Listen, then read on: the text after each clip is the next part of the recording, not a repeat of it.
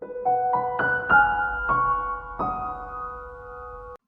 Friends, no economics जानिए अर्थशास्त्र में आपका स्वागत है। आज की वीडियो में हम बात करेंगे टैक्स सिस्टम यानी कर प्रणाली के बारे में। दोस्तों, कर व्यवस्था, कर प्रणाली या टैक्स सिस्टम मैक्रो इकोनॉमिक्स का एक बड़ा ही महत्वपूर्ण चैप्टर है और इसे विस्तार में पढ़ना बेहद जरूरी है।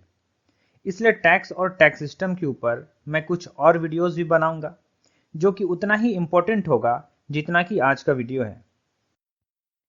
आज की वीडियो में हम टैक्स क्या है, इसके क्या उद्देश्य हैं और एक अच्छी कर प्रणाली की खासियत क्या होनी चाहिए उसे जानेंगे। तो चलिए सबसे पहले जानते हैं टैक्स क्या है। टैक्स या कर सरकार द्वारा लिया जाने वाला एक अनिवार्य या मैंडेटरी भुगतान है जो कि सरकार द्वारा पहले से तय होता है, और यह अनिवार्य भुगतान एक व्यक्ति या संस्था को उस देश की सरकार को करना पड़ता है। इस अनिवार्य भुगतान से बचने पर या ना करने पर कानूनी तौर पर सजा का भी प्रावधान होता है।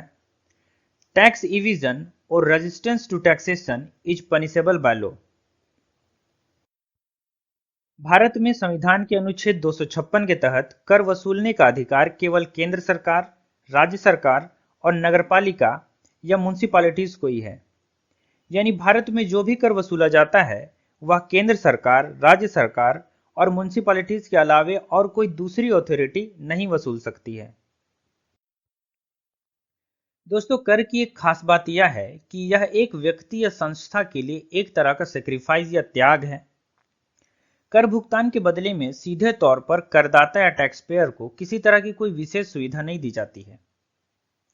एक देश को कर से जो भी आय प्राप्त होती है उसे टैक्स रेवेन्यू या राजस्व कहा जाता है।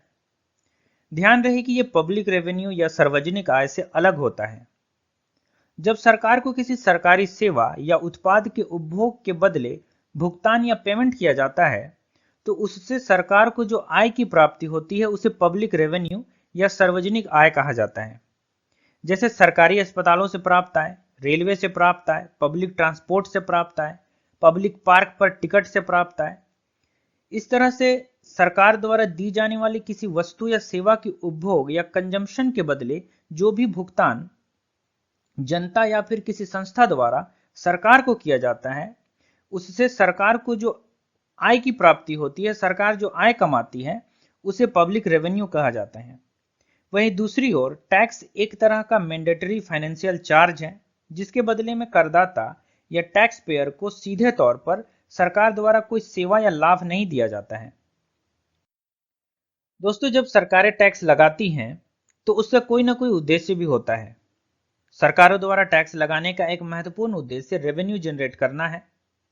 अब सवाल उठता है कि सरकारें रेवेन्यू क्यों जनरेट करना चाहती हैं, आय क्यों कमाना चाहती हैं। तो सरकारें आय इसलिए कमाना चाहती हैं कि आर्थिक विकास से जुड़ी योजनाओं पर खर्च कर सके। भारत सरकार की आय का सबसे बड़ा स्रोत कर से प्राप्त आय ही है। भारत जैसे लोकतांत्रिक देश में सरकार जो भी आय कमाती है उसका एक बड़ा भाग आर्थिक विकास से जुड़ी योजनाओं पर और कल्याणकारी योजनाओं पर खर्च कर दिया जाता है। दोस्तों, दुनिया के अलग अलग देशों में सरकार की कुल आय में कर द्वारा प्राप्त आय का हिस्सा कम ज्यादा हो सकता है, लेकिन भारत में और अधिकांश देशों में भी सरकार की कुल आय में कर द्वारा प्राप्त आय का हिस्सा ही अक्सर सबसे अधिक होता है। भारत जैसे विकासशील देशों में अक्सर कर की दरों को यानी टैक्स रेट को बढ़ाकर और नए टैक्स लगाकर सरकारी योजनाओं पर खर्च करने के लिए रेवेन्यू जनरेट किया जाता है। ऐसा करना किसी भी सरकार के लिए बड़ा आसान और बिना मेहनत वाला तरीका होता है, लेकिन इसके कई नेगेटिव और डिप्रेसिंग परिणाम भविष्य में भुगतने पड़ सकते हैं। एक सीमा से ज्यादा कर पूंजी निर्माण या वेल्थ क्रिएशन को कम कर सकता है, एग्रीगेट डिमांड को घटा सकता है और मंदी उत्पन्न कर सकता है। और कर की ऊंची दर सरकार के टोटल रेवेन्यू को भी घटा सकती है। आर्थर लाफर, जो कि एक अमेरिकन इकोनॉमिस्ट थे, उन्होंने लाफर कर्व के जरिए इसे प्रमाणित भी किया। कर का अगला उद्देश्य है मुद्रास्फीति को नियंत्रित करना। सरकारें टैक्स का प्रयोग इन्फ्लेशन या मुद्रास्फीति को कंट्रोल करने के लिए फिस्कल पॉलिसी के एक इंपॉर्टेंट टूल के रूप में करती है। जब देश में महंगाई बढ़ती है या रेट ऑफ इन्फ्लेशन हाई होता है तो सरकारें डायरेक्ट टैक्स या जिसे हम इनकम टैक्स भी कह सकते हैं उसकी दरों को बढ़ा देती है, जिससे लोगों की क्रय शक्ति कम हो जाती है और वस्तु और सेवाओं की अतिरिक्त मांग घट जाती है। वहीं दूसरी ओर इन्फ्लेशन को कम करने के लिए इनडायरेक्ट टैक्स या जिसे हम सेल्स टैक्स भी कह सकते हैं उसकी दरों को घटाया जाता है, जिससे कि वस्तु और सेवाओं की कीमतों में कमी आती है। Control of cyclical fluctuations. किसी भी कैपिटलिस्ट इकोनॉमी या पूंजीवादी अर्थव्यवस्था में या फिर भारत जैसे मिक्स्ड इकोनॉमी में भी जहां पूंजीवाद और समाजवाद का मिक्सचर है, या फिर यूं कहें कि वैसी अर्थव्यवस्था जहां की बाजार में सरकारी हस्तक्षेप कम होता है, ऐसी अर्थव्यवस्था में समय समय पर मंदी और तेजी यानी डिप्रेशन और बूम एक साइकिल के रूप में, एक चक्र के रूप में आते जाते रहते हैं। ऐसे में जब मंदी या डिप्रेशन की समस्या उत्पन्न होती है तो सरकारें टैक्स रेट घटा देती हैं, जिससे कि एग्रीगेट डिमांड को बढ़ाया जा सके। ठीक इसके उलट जब अर्थव्यवस्था में तेजी या बूम की स्थिति उत्पन्न हो जाती है तो कर की दरों को बढ़ा दिया जाता है, जिससे कि तेजी की वजह से उत्पन्न मुद्रास्फीति को कम किया जा सके।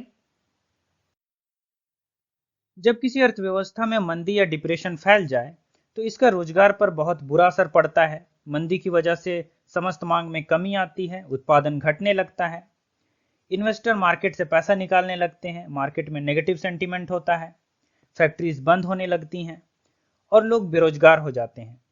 ऐसे में जब कर की दरों को घटाया जाता है तो लोगों की क्रय शक्ति या परचेजिंग पावर बढ़ती है, समस्त मांग बढ़ता है, उत्पादन बढ़ती है, नए निवेश किए जाते हैं, पूंजी निर्माण तेज होता है, नई फैक्ट्रीज लगाई जाती हैं, जिससे रोजगार बढ़ता है।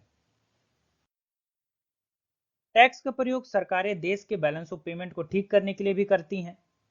जब देश का चालू खाता अनफेवरेबल होता है या कहें कि आयात ज्यादा और निर्यात कम होता है, imports are more than export होता है, तो गवर्नमेंट बैलेंस ऑफ पेमेंट को ठीक करने के लिए इंपोर्ट पर ड्यूटीज बढ़ा देती हैं और एक्सपोर्ट पर से ड्यूटीज को घटा देती हैं, जिससे कि इंपोर्ट्स को घटाया जा सके और एक्सपोर्ट को बढ़ाया जा सके।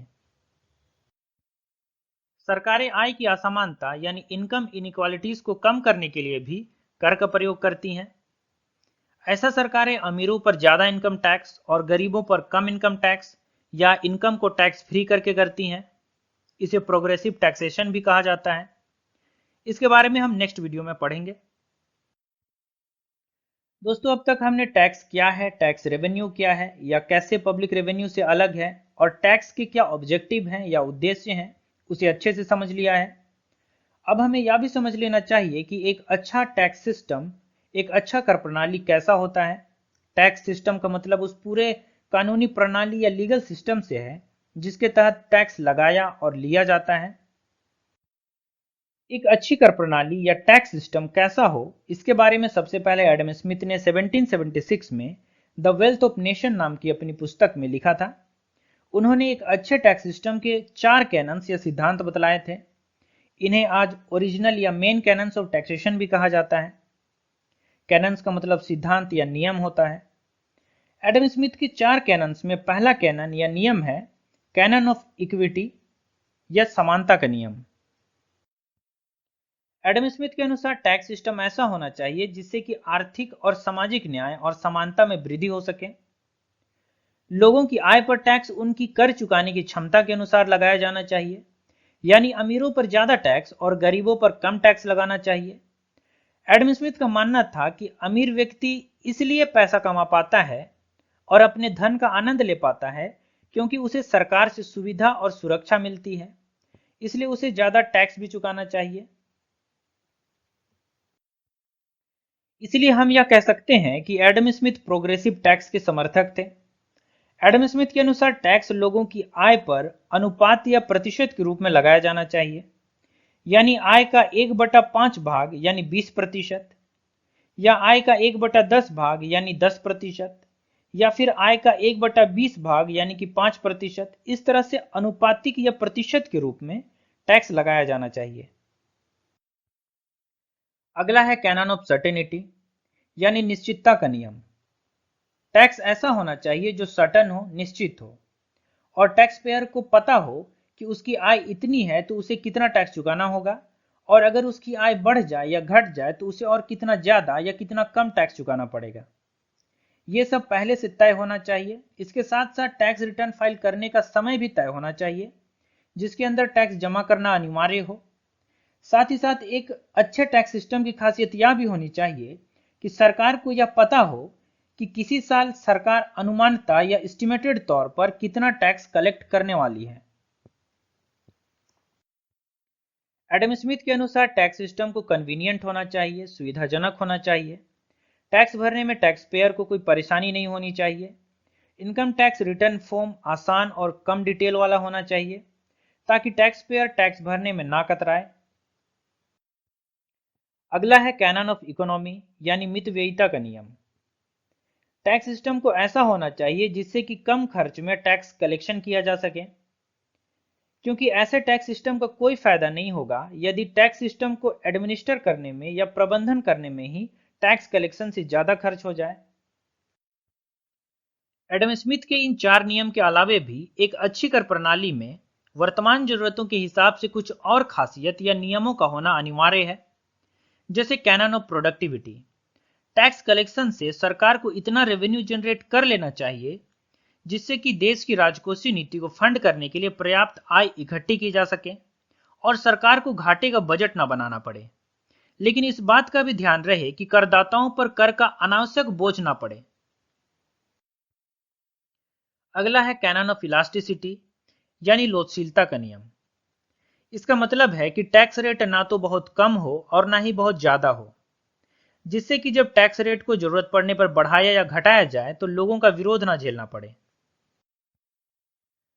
अब मान लीजिए कि किसी वस्तु पर 0.5% का टैक्स लगाया जाता है। अगर उस वस्तु पर टैक्स बढ़ाना हो तो अचानक से 2 या 3% की वृद्धि नहीं की जा सकती है, 0.1 या 0.2% की ही वृद्धि करनी पड़ेगी। इसलिए टैक्स रेट ऐसा होना चाहिए कि 1-2% की वृद्धि लोग आसानी से झेल पाए। पर इसका मतलब यह कतई नहीं है कि टैक्स रेट हाई होना चाहिए। टैक्स रेट को मॉडरेट होना चाहिए। अगला है कैनन ऑफ फ्लेक्सिबिलिटी। इसका मतलब है कि टैक्स लॉज या कानून ऐसे होने चाहिए कि आर्थिक जरूरतों के हिसाब से कभी भी नए लोगों को कर के दायरे में लाया जा सके और कर के दायरे से बाहर भी किया जा सके। साथ ही साथ टैक्स सिस्टम को ऐसा होना चाहिए जिसमें कि नए तरह के टैक्स को इंट्रोड्यूस करने में कोई कानूनी अड़चन ना आए।